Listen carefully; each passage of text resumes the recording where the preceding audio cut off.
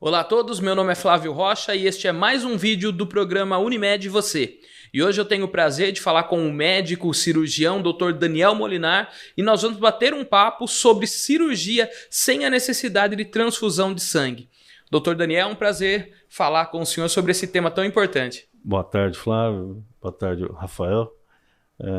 Agradeço muito a oportunidade de falar por um tema que está se tornando atual e é onde você pode praticar a melhor medicina, a melhor técnica cirúrgica, as avaliações são feitas, os resultados. Então é bom estar aqui para tornar isso mais público ainda. Perfeito, tenho certeza que vai ser um bate-papo muito legal, doutor.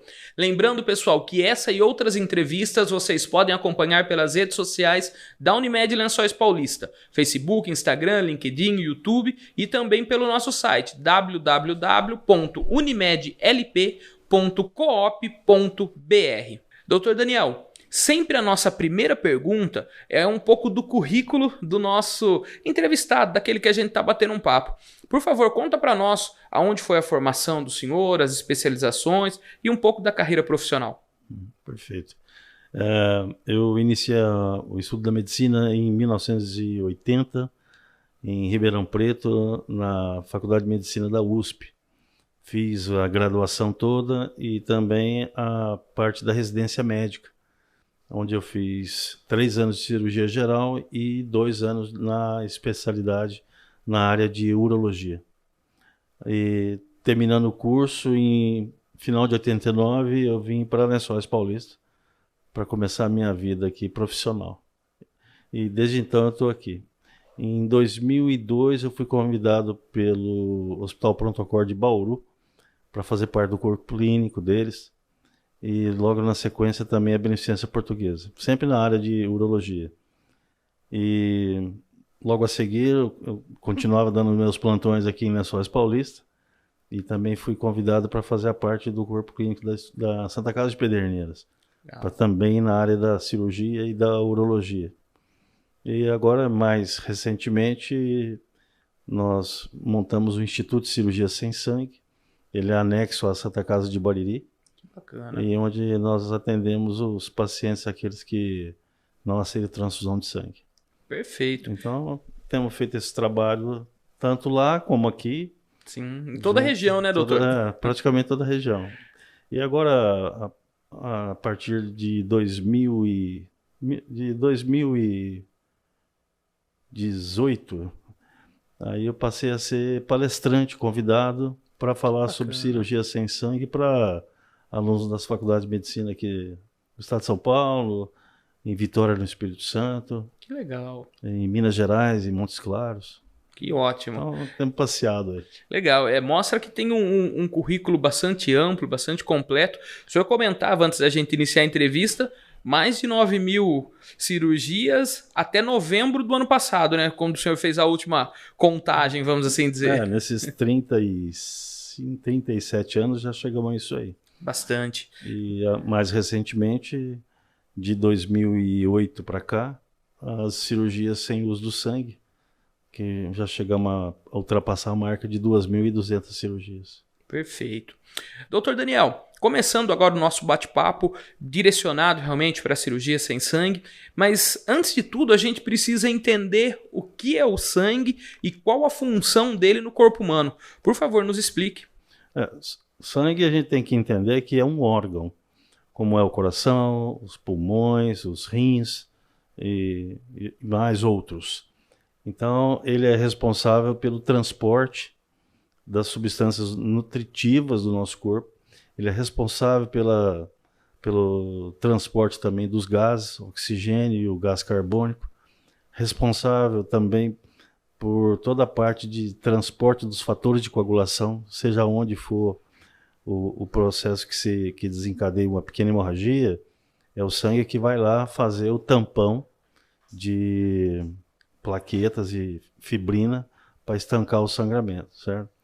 E ele é responsável também pelo nosso equilíbrio ácido básico. O que é isso?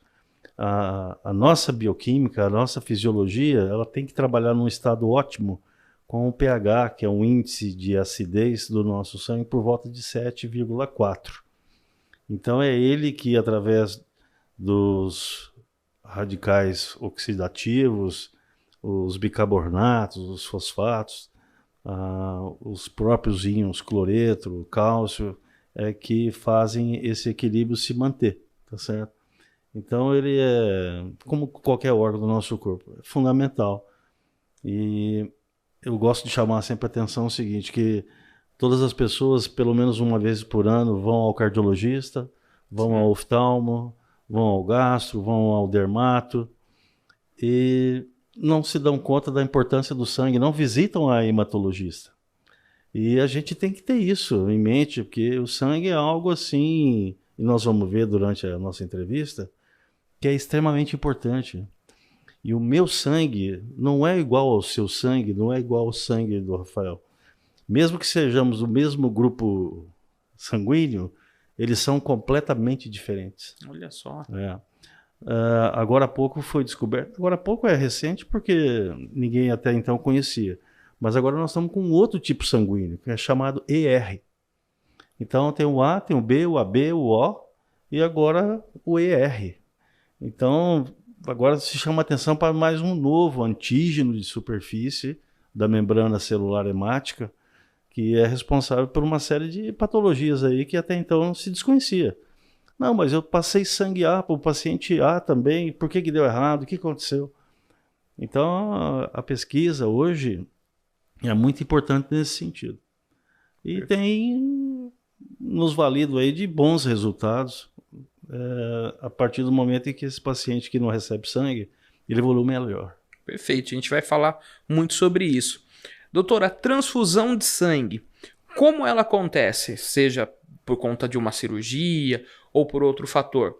O sangue é retirado do paciente, é colocado um outro, é colocado ao mesmo tempo. Explica para nós, que somos leigos, né, nessa parte de medicina, como funciona uma transfusão de sangue. Então, a transfusão ela pode ser autóloga, ou seja, eu posso tirar o meu sangue, posso deixar ele guardado e, na eventualidade de precisar, transfundir em mim novamente.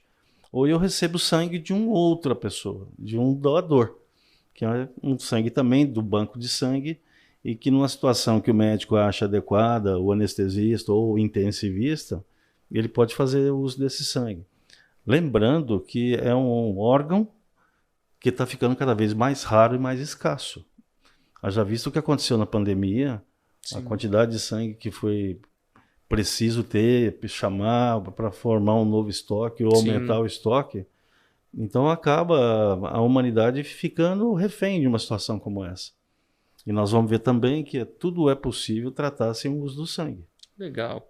Bacana. E doutor, existem casos, com exceção da questão religiosa, onde a pessoa não pode receber a transfusão sanguínea? Há casos assim, quando você é aloimunizado, ou seja, você sabidamente sabe que tem um determinado tipo de sangue que você não pode receber, porque, primeiro, por causa da incompatibilidade, certo? Sim. Você também pode ter reações imunológicas, sejam elas precoces ou tardias, mesmo tomando um sangue que é do seu tipo sanguíneo. Isso pode acontecer. Então, a questão da transfusão é algo muito sério, muito sério. E tanto é verdade que eles recomendam hoje que o enfermeiro fique durante todo o tempo da transfusão ao lado do paciente. Olha só. Porque os efeitos adversos podem acontecer em segundos e minutos. E a primeira coisa que você tem que fazer é desligar essa transfusão. Então não é correr de atrás de alguma medicação. Tira da veia e corra para fazer o primeiro socorro, ver o que é necessário fazer para o paciente. Entendeu? Perfeito. E doutor, já falando da questão das cirurgias, toda cirurgia ela necessita de uma transfusão sanguínea? Não. Raramente você hoje precisa, afora um acidente grave no intraoperatório, um acidente, seja um esfaqueado, um acidente contuso no tórax, no abdômen, ou um paciente que recebeu um tiro, aí muitas vezes a grande maioria dos cirurgiões transfundem. O próprio anestesista solicita a transfusão, se não no intraoperatório, no pós-operatório na UTI, certo? Entendi. Mas eu sempre digo também que a gente trabalha com urgência, você vive uma situação cirúrgica e hoje as cirurgias que a gente faz são cirurgias de grande porte, na imensa maioria são tumores. E o paciente que vem operar conosco é um paciente que já foi recusado por diversos serviços médicos, sabe? Então, quando chega, o tumor já está bem avançado.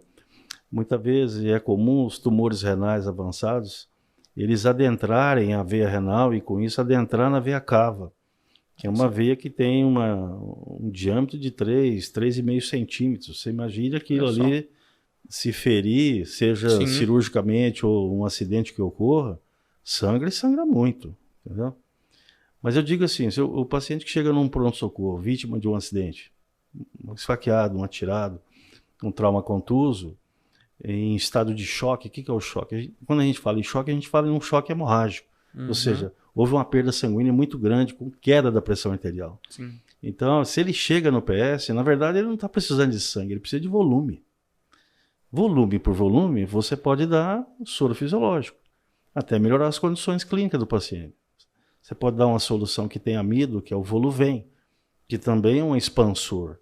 E com isso você não, no primeiro momento, não transfundir. Prova é que se a transfusão fosse realmente necessária no primeiro atendimento, você não acha que a ambulância do SAMU não carregaria uma bolsa de sangue?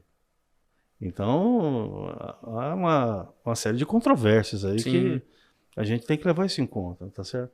Porque a gente entende, quando você começa a trabalhar com esse tipo de cirurgia, e é evidente que você tem que estudar.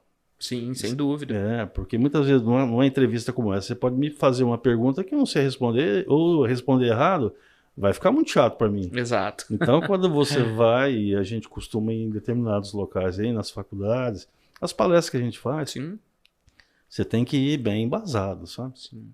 E a gente vê que essa questão da transfusão, eu volto a insistir, é extremamente séria. Não é um ato muito fácil. E hoje é o ato médico que mais se pratica no mundo. Olha só. É a transfusão de sangue. E nós vamos ver também que o paciente que entra numa UTI com uma hemoglobina de 12, passada uma semana, essa hemoglobina dele está em 9. Sabe por quê? De tanto tirar sangue para fazer exame. Então é uma anemia iatrogênica causada pelo ato médico. Isso é muito grave, isso é muito importante. E isso é que leva o paciente a começar a tomar as bolsas de sangue. E é isso que vai trazer complicações para ele. Entendi. Certo? Então você tem que ter muita parcimônia no pedir o exame. Hoje a gente não tira sangue, pelo menos eu. Quando vou solicitar um exame para o meu paciente numa condição como essa, eu peço para colher naqueles tubinhos de ensaio para bebê, que é perfeitamente possível. Então você faz necessário para o exame. Exatamente. Tudo que você precisa de informação através do sangue, você consegue com 1 ml de sangue. Entendi. Isso é perfeitamente possível. Isso é tecnologia. Nós temos. Sim. O laboratório aqui em Lençóis tem isso aí. Então, é interessante isso aí. Não, claro, sem dúvida. E doutor, o senhor é pioneiro, né, aqui pelo menos na nossa região, da cirurgia sem o uso da transfusão de sangue. É uma técnica, é um equipamento? Nos explica como que o senhor consegue realizar uma cirurgia, como o senhor já comentou, é uma cirurgia de grande porte, a retirada de tumores, onde quase que 90% dos casos existe a transfusão sanguínea, mas o senhor consegue, né, junto, lógico, com a sua equipe, com seus parceiros, consegue realizar essa cirurgia sem a necessidade de transfusão de sangue. Como que isso é possível? Isso. Então, vamos falar de uma condição ótima aqui. O paciente que liga para mim, seja de onde for aí no Brasil, para fazer uma cirurgia, vamos supor, de um tumor de rim, eu vou solicitar ele já de imediato os exames que ele tem. Se porventura ele tem anemia, nós vamos corrigir isso. Então você começa corrigindo como? Então lá na cidade dele, ele procura um serviço lá que vai fornecer para ele eritropoetina, que é um hormônio que hoje você pode manipular, que é a chamada eritropoetina recombinante, e que esse hormônio ele estimula a sua medula óssea a produzir hemácias. A eritropoetina só estimula a produção de hemácia. Só que para produzir uma célula, você precisa de quê? Você precisa de proteína. a nossa membrana celular, ela precisa de proteínas, ela é formada de proteínas. Então não adianta você estimular a medula se ela não tem uma reserva. Para você fazer a hemoglobina, além da proteína, você precisa de ferro. Então, se o paciente tem uma reserva de ferro e é perfeitamente mensurável, você já tem que começar a fornecer o ferro e numa rapidez que você precisa, que é no modo endovenoso. Você pode dar as gotinhas de ferro, como você encontra em qualquer unidade básica de saúde. Feito para as crianças, na maioria das vezes. Isso. Maioria não, né? Quase que todos os casos, né? Recém-nascidos e tal, pessoal. E você precisa também da vitamina B12, que ela faz parte também da produção da hemoglobina, tá certo? A falta do ácido fólico e da vitamina B12, você pode desencadear a anemia. Então você dá a eritropoetina, o ferro, a vitamina B12 e o ácido fólico. Então isso já começa lá. Quando ele vem, mas se ele vem ainda num quadro de anemia e tem um tumor grave, você precisa resolver isso aí. E você não deve dar sangue, você não deve transfundir. Porque é o seguinte, o melhor sangue qual é?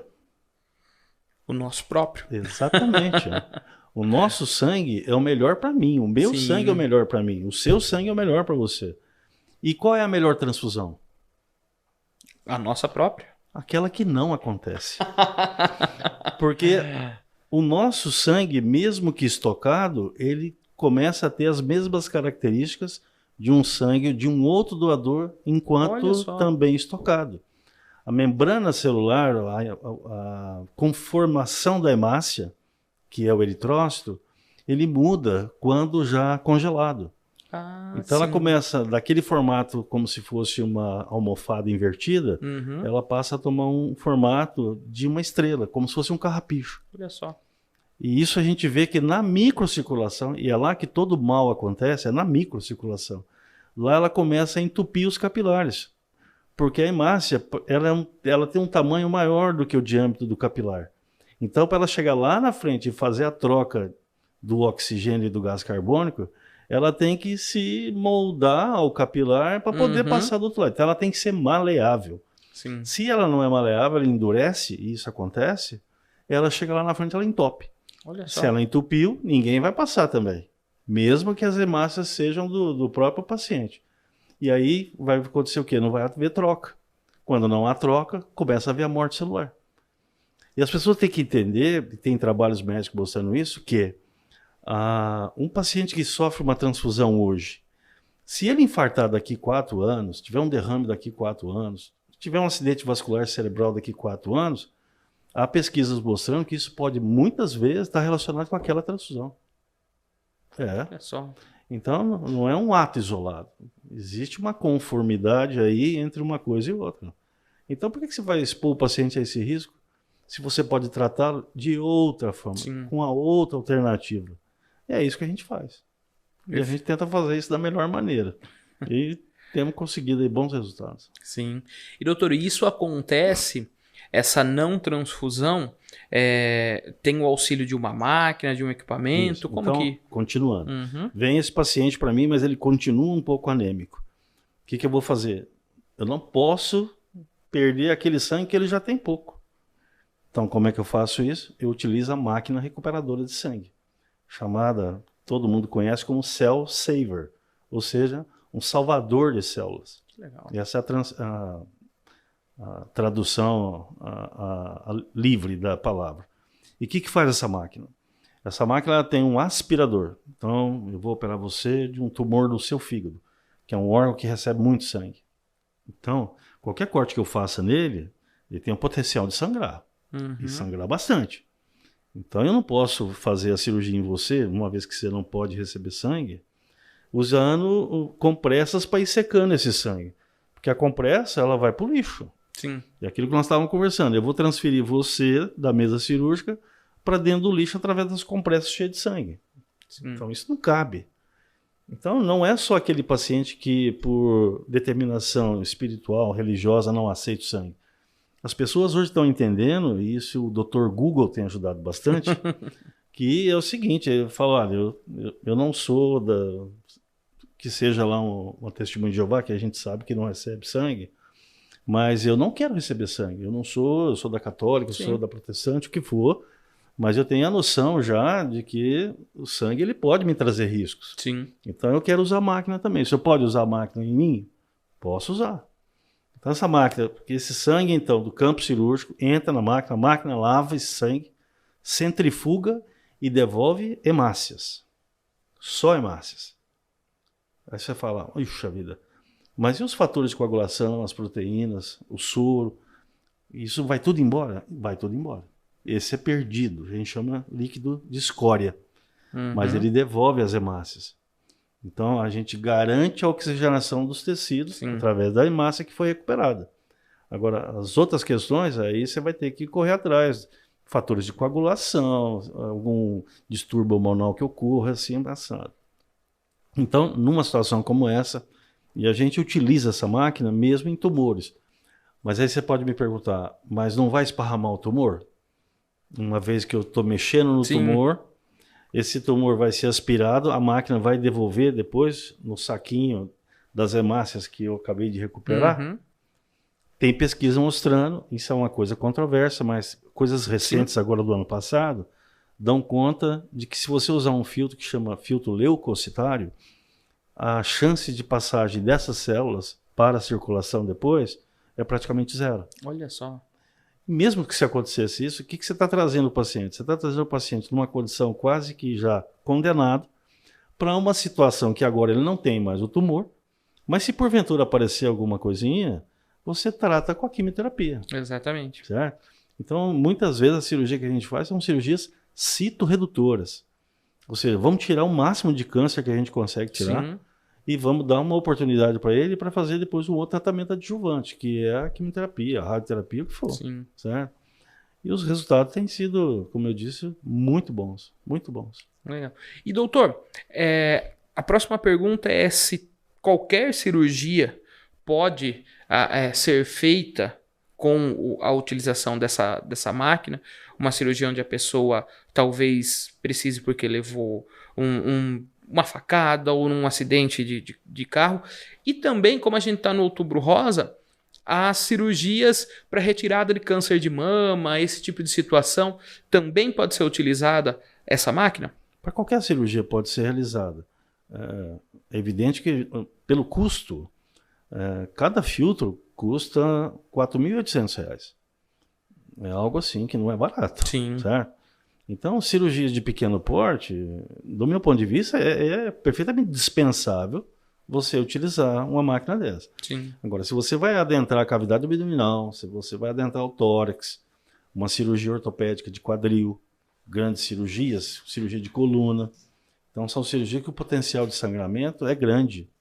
Então, você deve, a boa prática indica que você deva utilizar a máquina recuperadora de sangue. Perfeito. E doutor, nos casos de hemorragia interna, essa máquina também pode ser utilizada? Isso.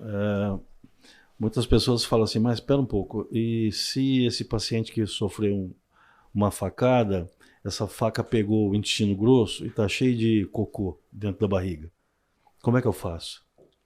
Essa máquina faz a retirada de todas as fezes desse líquido que você está aspirando e vai te devolver as hemácias. Então não tem o risco, em tese, no ato cirúrgico, de o paciente ter o seu sangue, os outros órgãos contaminados por fezes porque a máquina espalhou. Não, isso não ocorre. E também no parto cesárea, onde pode acontecer, e acontece, quando você faz a histerotomia para tirar um neném, sangra e você tem líquido amniótico ali. Sim. Hoje, em países avançados, a Europa, Estados Unidos, o pessoal da Ásia, Japão, eles têm usado muito a máquina recuperadora de sangue nas cesarianas. É só. Porque uma coisa que pode acontecer na cesariana é a atonia uterina. E a atonia uterina é um desespero para quem é o obstetra que está ali. Porque o que acontece? O útero não contrai, ele não para de sangrar. É um negócio assim, é um acidente mesmo. Sim. Algo... E essa máquina pode auxiliar e ela momento. vai aspirando esse sangue, esse líquido amniótico que seja, vai separar e vai devolver à parturiente o sangue dela que foi perdido ali, entendeu? Perfeito. Funciona. E outra coisa, hein? preste bem atenção no que eu estou te falando. Hospitais de cidades onde tem um tráfego muito grande de veículos, na grande maioria das vezes são as santas casas. Sim. Haverá uma necessidade. Aquele pronto-socorro, que as portas são abertas, que você pode receber um atirado, um esfaqueado, um acidente de automóvel, que seja, eles vão ter que ter a máquina recuperadora de sangue no centro cirúrgico. Hospitais que trabalham com cirurgias de grande porte têm que ter essa máquina, porque, como volto a insistir, o resultado é melhor, o custo é menor. Você transfundir um paciente é difícil, é caro, desde a captação do sangue, porque é tão interessante, porque qual é a única indústria no mundo que trabalha com matéria-prima custo zero? Só a doação de sangue? Exato. Demorei um pouquinho, fiquei pensando. Exato. No Brasil, o sangue você doa. Sim. Nos Estados Unidos você pode vender seu sangue. Olha só. Mas aqui não, aqui é doado. Você mal dá um lanche, um copo de suco de laranja para quem está lá, entendeu? Verdade. E o que você pode tirar de uma bolsa de sangue, em termos de valores, é muito alto. Isso tem custo. Aí você tem o custo da bolsa de plástico, tem que fazer a bolsa. Sim. Você tem o custo da refrigeração. Você tem um custo depois para fazer o transporte desse sangue. Sim. Tem um custo para armazená-lo. Tem um custo para pegar a veia, a seringa que você vai usar. A equipe. Tudo. As campanhas para levar as pessoas até os centros de doação. Então, é um mundo de dinheiro que envolve isso aí. Sim. Então, não é mais fácil você cuidar bem do seu sangue? Se vai para uma cirurgia, peça para o cirurgião usar uma máquina recuperadora de sangue. Você põe isso no papel, o que você gasta é imenso. O custo do filtro que o senhor falou, que tem um valor elevado, acaba sendo menor barato. Dentro da... Claro. Isso Perfeito. Está mais que demonstrado. E, doutor Daniel, existe alguma restrição para o uso dessa técnica e dessa máquina? Na verdade, a máquina a gente usa, ou deve-se usar, para pacientes que tenham até 8 de hemoglobina. Você pode, porque tem sempre um sangramentozinho ali, é melhor você então recolher isso. Mas abaixo desse limite, se você puder melhorar as condições do paciente para depois operá-lo, sim, então é a cirurgia letiva. Agora, quando é uma urgência, você deve usar a máquina, porque como é que faz? Ele já está anêmico. E se não tem a máquina, aquilo que sangrar você vai jogar na compressa fora, é um absurdo. Independente, doutor, de idade, peso, paciente obeso, não existe essa contraindicação. Não importa. Até em cirurgia pediátrica, você usa a máquina. Cirurgia cardíaca pediátrica, o INCOR em São Paulo, utiliza a máquina. Eu tive lá 2 vezes já em simpósio com eles sobre... E nós vamos falar daqui a pouco sobre o PBM, que é um programa de gerenciamento do sangue do próprio paciente. Que legal. E lá o serviço é muito grande de cirurgia cardíaca infantil. E eles usam a máquina de rotina. Olha só. Então o nível deles lá de transfusão sanguínea é algo assim extremamente pequeno. Extremamente pequeno. E hoje eles são, no Brasil, os pioneiros no programa de gerenciamento do sangue. Coisa que, humildemente, a gente já está fazendo já nesses 16 anos aí. E, doutor, o senhor comentou que o senhor tem uma estrutura na Santa Casa de Bariri, anexa à Santa Casa de Bariri. Em Lençóis Paulista, no centro cirúrgico da Unimed ou no Hospital Piedade, é possível realizar esse tipo de cirurgia? Perfeitamente. Aqui no Hospital Piedade já realizamos. Agora que a nossa Unimed aqui conseguiu já montar o nosso centro cirúrgico muito bem montado, diga-se de passagem, a máquina ela vem num carro junto com o técnico. É uma máquina pequena, não é nada assim. É algo que tem aí 1 metro de altura. Entendi. Perfeitamente possível, fácil de carregar, entendeu? Legal. Então, o próprio Dr. Nivaldo, ele é um entusiasta dessa cirurgia, ele gosta, faz nas cirurgias ortopédicas dele, quando o paciente não aceita o sangue. Sim. Ele tem me ajudado bastante nesse sentido de eu poder contar com ele, com a imprescindível ajuda dele para esse tipo de paciente. Que bacana. E, doutor, existe a necessidade de um treinamento especial da equipe médica? além do cirurgião, eu falo os enfermeiros, o anestesista, eles precisam de um treinamento especial ou apenas o cirurgião sendo capacitado é possível realizar a cirurgia sem o uso de sangue? Não, assim, é evidente que eu sempre digo que para você fazer grandes cirurgias, você tem que ser bem casado com o anestesista. Você tem que gostar dele, do trabalho dele, e ele também acreditar no seu. Sim. Porque se ele vê que eu sou porcalhão, que eu deixo sangrando, e depois, se precisar, eu transfundo, o anestesista não gosta. O anestesista, como qualquer profissional experiente, ele gosta de coisas bem feitas, Sim. com esmero, tá certo? E, graças a Deus, o nosso time aqui de anestesistas, eles são excelentes nesse sentido aí, me ajudam muito quando esses pacientes vêm de fora, porque muitas vezes o anestesista não aceita, tá certo? Olha só. Então, contar com essa ajuda aí do Dr. Henrique, Djalma, Celso e os outros, para mim é uma beleza, entendeu? Mas assim, eu confio no trabalho deles, eles confiam no meu. Sim. E hoje a gente sabe que uma técnica anestésica bem feita, mantendo uma pressão arterial baixa, para que não tenha um sangramento excessivo, porque é tudo milimétrico, né? Sim. Tem que ser assim, né? Chega lá, faz isso e vamos ver o que acontece. Anestesia, cirurgia é coisa assim, é um pezinho atrás do outro, um na frente do outro, e vai indo até terminar a cirurgia, entendeu? Legal. E essa combinação aqui a gente tem, graças a Deus. Que bom. Doutor, riscos do uso dessa técnica, do uso dessa máquina. Existem riscos ao paciente? Da técnica em si, não. Nem a máquina, só se sofrer uma pane, é evidente que aí você não vai ter outra, tá certo? Isso pode acontecer porque é uma máquina. Sim. Agora, tudo é cuidado. Eu fiz um curso de piloto de avião. Tudo tem que ser milimetricamente calculado. Nada ali pode ser, vamos ver se dá certo. Se acontecer isso, a gente faz isso. Não pode ser assim. Então, a cirurgia, principalmente as eletivas, elas são programadas. Tem que começar assim, depois o próximo passo é esse. Porque existe o que a gente chama de técnica cirúrgica. Não é algo que você inventa na hora.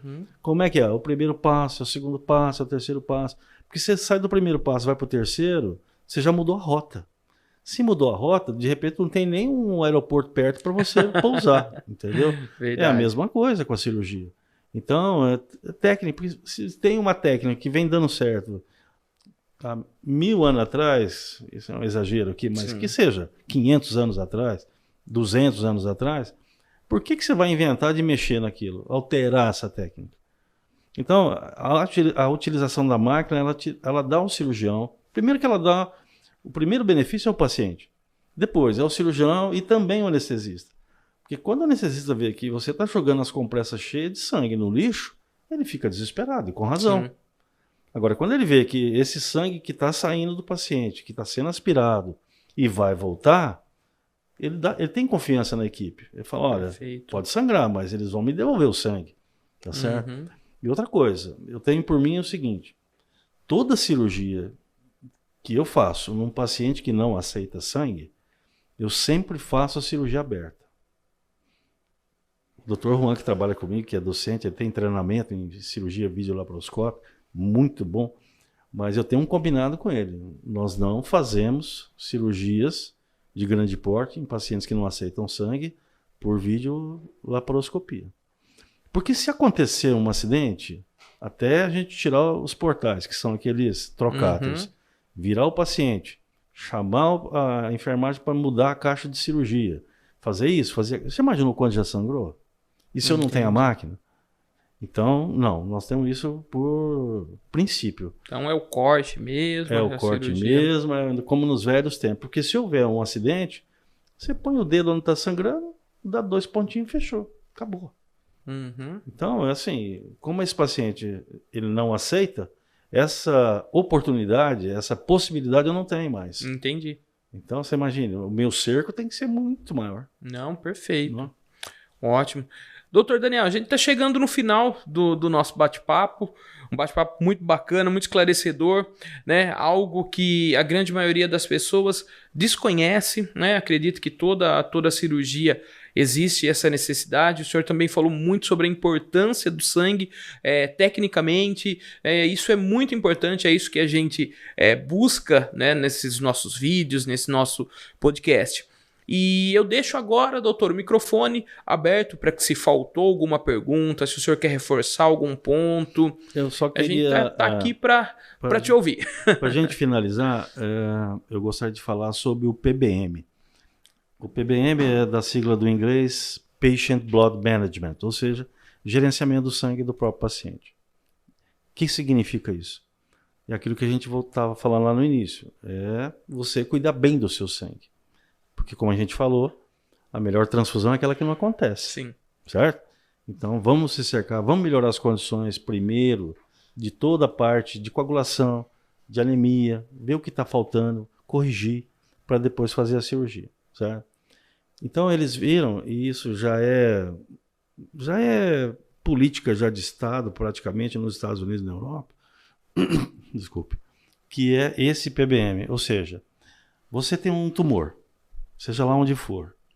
Você tem um convênio da Unimed e você vai lá no meu consultório, solicito lá a cirurgia para você.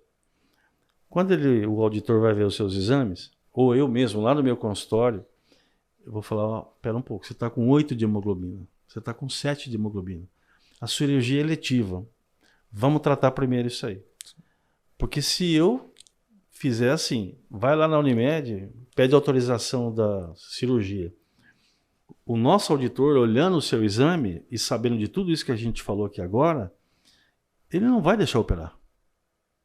Ele vai falar, doutor Daniel, seu paciente está anêmico, seu paciente está com a coagulopatia, trate primeiro, depois a gente vai liberar a cirurgia para o senhor. Uhum. Porque é isso que vai acontecer. Porque se eu interno esse paciente, a chance de complicar é muito grande. E primeiro, quem é o primeiro prejudicado nisso? Paciente. Segundo, o convênio médico. Sim. Esse paciente complicando, quanto tempo mais ele vai ficar internado? Exato. Quanto tempo mais vai precisar de medicação?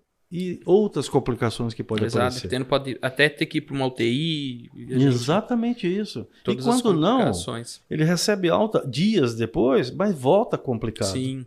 Aí é mais uma internação. Então, isso é um negócio muito sério. E isso os convênios estão vendo. E isso vai ser uma política de Estado, até o SUS. Sim. Se bem gerenciado, vamos dizer assim, eu vou falar, pessoal, espera um pouco, trata a primeira anemia aí. Mas como é que a gente pode fazer isso? É lá, na base, na unidade básica de saúde. O médico que está lá, o colega, que mesmo que faça o programa de saúde da família, ele tem que checar. Está anêmico? Vamos investigar. Sim. Porque se dá, não é que ele vai atravessar a rua depois que sai da unidade básica e é atropelado. Cai lá no hospital, anêmico, e aí toda a sua consequência. Todo o transtorno. Entendeu? Então é isso que é. Medicina preventiva é um negócio muito, muito bacana. Sim. E doutor, quando a gente fala de medicina preventiva, eu falei que era a última pergunta, mas o assunto correu. Quando a gente fala em medicina preventiva, ligada ao sangue, o que o senhor indica? Atividade física, alimentação, esses são recomendações que a gente ouve quase que em todos os programas, né, aqui do Unimed Você. O senhor também recomenda para a saúde do sangue esse tipo de comportamento? Com certeza, com certeza.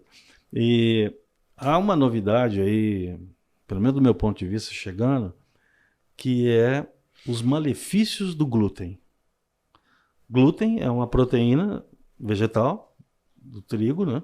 Outros também alimentos têm, mas que quando ele cai no nosso estômago, ele sofre a ação de enzimas e do ácido clorídrico. Isso faz com que pequenos peptídeos se formem. E esses peptídeos podem atravessar a barreira hematoencefálica, ou seja, entrar no teu cérebro e ir de encontro a receptores opioides. O que são isso? São receptores que aonde determinado hormônio ou moléculas fazem um efeito muitas vezes prazeroso, de euforia, isso pode acontecer. Então a pessoa torna-se viciada no glúten. E o glúten vem, olha, do pãozinho, é da rosca, é do biscoito e vários alimentos que tem aí. E só a título de informação. O trigo, lá da época do Egito, de Israel, onde ele era cultivado, ele tinha aproximadamente 1,20 m de altura. Só que aconteceu o seguinte, depois que começou a ter a agricultura, porque até antes da agricultura, qual era a alimentação humana? Caça. E frutas, Sim. quando o verão chegava, na época estava madura. Uhum. Então, quando começaram a vir os primórdios da agricultura, esse trigo era muito alto. Quando começou, então, a se plantar mais trigo, eles viram que tinha o que eles chamavam de ventania trigueira. Então, quando batia aquele vento muito forte e o trigo estava muito alto, ele tem 1,20 m, ele deitava. Então, muito se perdia. Então, o que fez a bioengenharia? Ela começou a trabalhar em cima do genoma do trigo. Então, o trigo lá atrás, ele tinha exatamente 11 cromossomos. O trigo hoje tem 42 cromossomos. Meu Deus. Então, ele que tinha 1,20 m lá, ele passou a ter 35, 40 centímetros. Então, o ganho de produtividade foi muito maior. Sim. Tanto em área como na qualidade da planta, né? Só que eles viram também o seguinte, eles conseguiram 4.000% de aumento da concentração de glúten na semente. Então, você imagina isso para o nosso corpo. E daí todos os malefícios que ele causa, o glúten, entendeu? Então, isso é uma coisa muito importante hoje na nossa saúde e, leia-se, na nossa saúde sanguínea. Então, peça ao seu médico, eu quero dosar a minha vitamina B, eu quero dosar o meu ácido fólico, eu quero ver como é que está a minha transferrina, como está a minha ferritina, o meu ferro, o sérico. Outra coisa importante, o cobre, que o cobre tem muito a ver com o ferro, tá certo? E muitas vezes o seu ferro está normal. Normal aonde? No soro. Mas o seu armazenamento, que é a ferritina que faz isso, pode estar alterado. Olha só. Então, dê valor ao seu sangue, ajude, trate-o bem, se alimente bem, faça as suas atividades físicas, tudo isso. Visite o médico regularmente, né? Faça seus exames de rotina. Você pode fazer isso na própria unidade básica, a custo zero, vamos dizer assim, né? Mas você pode fazer um bom exame a cada ano. Sim. Certo? E no primeiro sinal de anemia, corre. Perfeito. Corre e vai tratar. Muito bom, doutor. Agradeço demais, doutor, a participação. Como já disse, né? Um bate-papo bacana, falando sobre sangue, falando sobre cirurgia, passando informações importantíssimas, né? Para o pessoal, né, ter qualidade de vida e, quando precisar, se precisar de uma cirurgia, sabe que tem essa forma de realização, essa alternativa. Exatamente. Muito obrigado, doutor. Eu que agradeço a Unimed a oportunidade de estar aqui e se chamar, eu vou. Perfeito. Espero conversar com o senhor agora em novembro, falando sobre o Novembro Azul. A gente vai estar agendando um outro bate-papo, se Deus quiser. Vamos sim. Tamo aí. Pessoal, esse foi mais um vídeo do programa Unimed Você. Lembrando que vocês podem acompanhar esse e outros materiais em todas as nossas redes sociais, Facebook, YouTube, Instagram, LinkedIn e também pelo nosso site www.unimedlp.coop.br. Um forte abraço, espero vocês no nosso próximo material.